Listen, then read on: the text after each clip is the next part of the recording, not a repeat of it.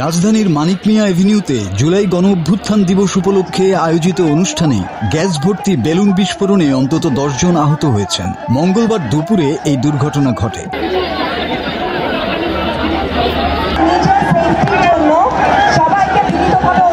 প্রত্যক্ষদর্শীরা জানান, অনুষ্ঠানে প্রতীকীভাবে একটি হেলিকপ্টার বেলুন উড়ানো হচ্ছিল।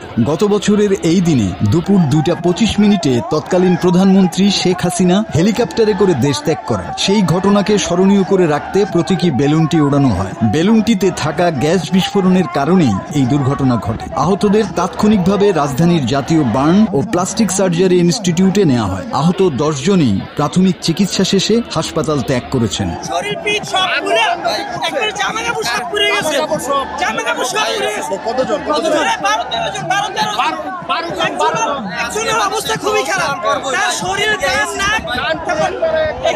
ঘটনাস্থলে আইনশৃঙ্খলা বাহিনীর সদস্যরা উপস্থিত ছিলেন। তারা এলাকা ঘিরে ফেলে নিরাপত্তা নিশ্চিত করেন। বিস্ফোরণের সুনির্দিষ্ট কারণ অনুসন্ধানে কাজ শুরু করেছেন সংশ্লিষ্টরা।